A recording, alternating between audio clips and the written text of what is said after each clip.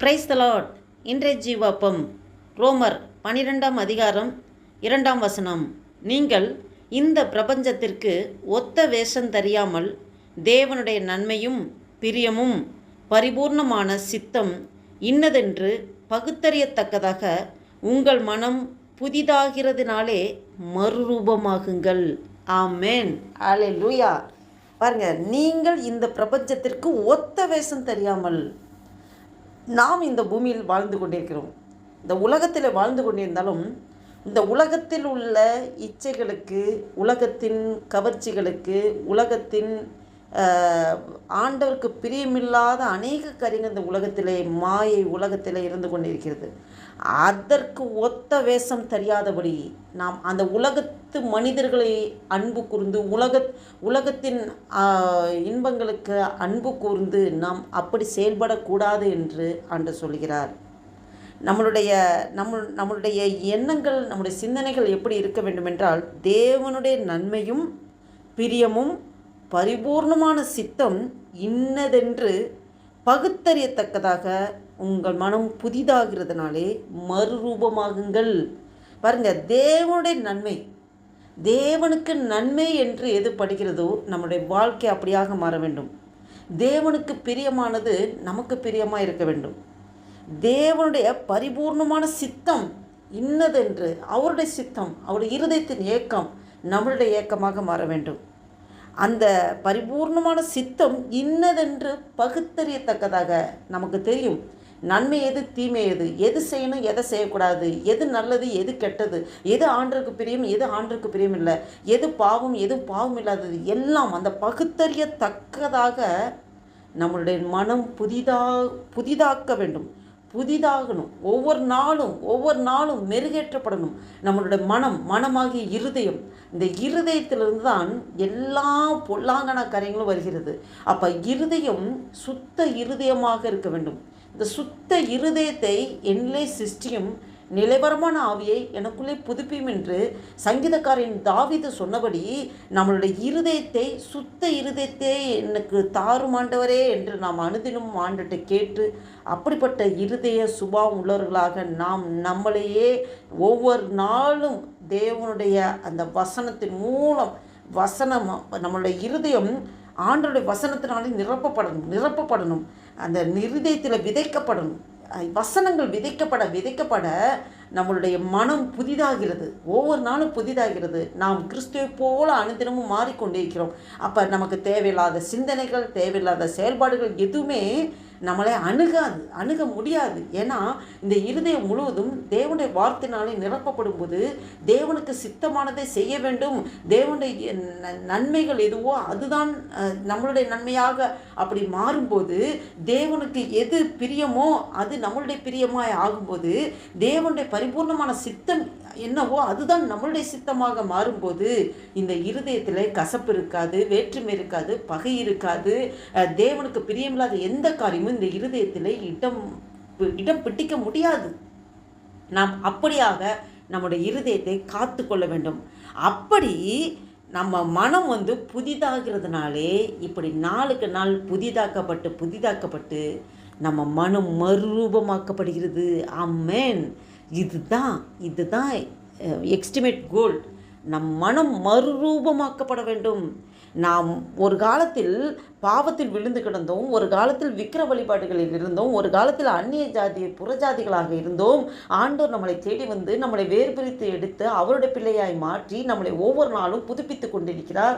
நாம் அவருடைய கற்பனைகளுக்கு, கட்டளைகளுக்கு, வார்த்தைகளுக்கு கீழ்ப்படிந்து நாம் ஒவ்வொரு நாளும் அவரை போல அவருக்காகவே, அவருடைய சித்தம் நம்மளுடைய சித்தமாக மாற வேண்டும், அவருடைய நன்மை நம்மளுடைய நன்மையாக மாற வேண்டும், அவருக்கு பிரியமானது நமக்கு பிரியமானது வர வேண்டும், தேவனுக்கு என்ன சித்தமோ அது நம்முடைய சித்தமாக மாற வேண்டும் என்று ஒவ்வொரு நாளும் தேவனை போல, இயேசு கிறிஸ்துவை போல நம்மளை மாற்றுவதற்கு நாம் முழுவதுமாக ஒப்பு கொடுத்து நம்மளை நாம் புதுப்பிக்கிறதற்கு நாம் விட்டு கொடுப்போம் என்றால் நம்முடைய மனம் மறுரூபமாக்கப்படும். அல்லேலூயா.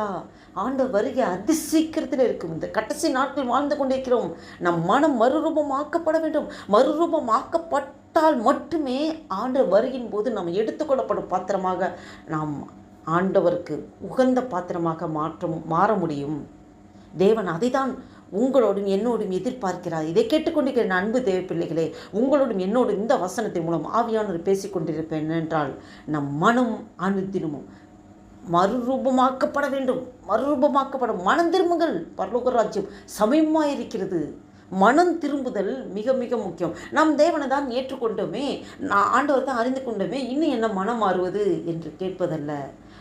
தினமும் ஒவ்வொரு நிமிஷமும் ஒவ்வொரு நொடி பொழுதும் நம் மனம் மறுரூபமாக்கப்பட வேண்டும்.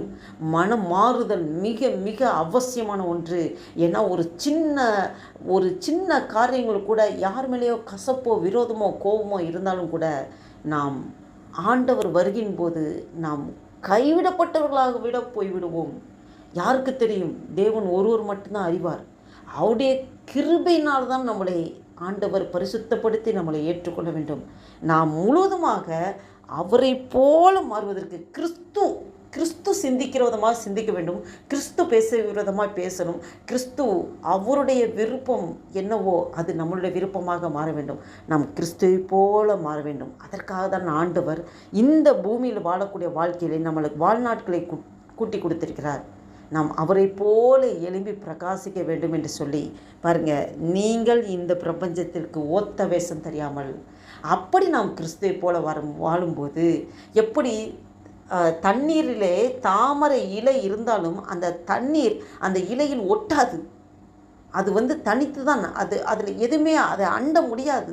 அதுபோல தான் இந்த பூமியிலே நாம் வாழும்போது என்னதான் இந்த பாவம் நிறைந்த உலகத்தில் என்ன நடந்தாலும் எதுவும் கிறிஸ்துவை தரித்து கொண்டவர்களை அணுக முடியாது. அல்லேலூயா. அதுதான் நீங்கள் இந்த பிரபஞ்சத்திற்கு ஒத்த வேஷம் தெரியாமல் தேவனுடைய நன்மையும் பிரியமும் பரிபூர்ணமான சித்தம் இன்னதென்று பகுத்தறியத்தக்கதாக உங்கள் மனம் புதிதாகிறதுனாலே மறுரூபமாகுங்கள். ஆமென். நாம் இந்த சிந்தையோடு இந்த நாளில் ஒரு புதிய நாளைக்கான கிருபை செய்திருக்கிறார். ஆண்டவருக்கு நன்றி செலுத்தி நாம் ஜெபம் செய்வோமா? அன்பும் இரக்கம் நிறைந்த பரம தகப்பனை நன்றியோடு துதிக்கிறோம் ஐயா, ஸ்தோத்தரிக்கிறோம். இந்த அருமையான நாளைக்காக நன்றி செலுத்துகிறோம் ஆண்டவரே. இந்த 2025 வருடத்தின் ஆண்டவரே, ஆகஸ்ட் மாதத்தின் 26ஆம் தேதியை காண கிருபை செய்த தேவனே, உமக்கு கொடான கொடி ஸ்தோத்திரம் ஐயா. நன்றி தகப்பனே, நன்றி தகப்பனே. அப்பா, அந்த வேத வசனத்தின் மூலம் எங்களோடு நீர் இவ்வளோ நேரம் ஆண்டவரே பேசினீர் ஆண்டவரே. எங்களை முழுவதுமாக அர்ப்பணிக்கிறோம் ஆண்டவரே. தினமும் ஆண்டவரே உம்மை போல மாறுவதற்கு எங்களை தினமும் நீங்கள் உருவாக்கி கொண்டிருக்கிறீர் ஆண்டவரே. அப்பா தேவனே, உமக்கு என்ன நன்மையோ எனக்கும் அந்த நன்மையாக இருக்க வேண்டும் ஆண்டவரே. உம்முடைய பிரியம் எதுவோ அதுதான் என்னுடைய பிரியமாக இருக்க வேண்டும் ஆண்டவரே. உமக்கு எது பரிபூர்ணமான சித்தமாக இருக்கிறதோ அதுதான் என்னுடைய சித்தமாக இருக்க வேண்டும் ஆண்டவரே. அப்பா ஸ்தோத்திர கர்த்தாவே ஆண்டவரே, அதை நான் பகுத்தறிந்து நன்மை எது தீமை எது நல்லது எது கெட்டது எது பாவம் எது பரிசுத்தமானது எது என்பதை உணர்ந்து ஆண்டவரே நல்வழியில் நடப்பதற்கு பகுத்தறிவை பெற்றுக்கொண்ட நாங்கள் தினமும் ஆண்டவரே அப்பா ஆண்டவரே எங்கள் மனதை புதிதாக்கி மறுரூபத்திற்கு ஆண்டவரே எங்களை முழுவதுமாக ஒப்பு கொடுக்குறோம் ஆண்டவரே. எங்களை நீர் உருவாக்கி கொண்டிருக்கிறீர். எங்களை தினமும் நீங்கள் மறுரூபப்படுத்தி கொண்டிருக்கிறீர். உம்மை போல எங்களை தினமும் நீர் மாற்றி கொண்டிருக்கிறீர். ஸ்தோத்திரம் ஆண்டவரே. அப்பா நாங்கள் ஆண்டவரே எங்கள் சுயமெல்லாம் ஒன்றுமே கிடையாது ஆண்டவரே. எங்கள் சுயமெல்லாம் சாம்பலாய் மாறட்டும் ஐயா ஆண்டவரே. உம்முடைய கிருபையினாலே எங்களை நிரப்பி வழி நடத்துகிறதுக்காக நன்றி செலுத்துகிறோம் ஆண்டவரே. இந்த நாளில் ஆண்டவரே கைட்டு செய்கிற எல்லா வேலைகளும் ஆசீர்வதிங்கப்பா, பலப்படுத்துங்க, பாதுகாத்துக்கொள்ளுங்க. இந்த நாளில் ஆண்டவரே அப்பா உமக்கு விரோதமாக எந்த காரியம் நாங்கள் செய்யாதபடி ஆண்டவரே எங்கள் சிந்தைகள், செயல்பாடுகள், நடக்கைகள், பேச்சுக்கள், பார்வைகள், செயல் எல்லாத்தையும் நீங்கள் பரிசுத்தப்படுத்துங்கப்பா.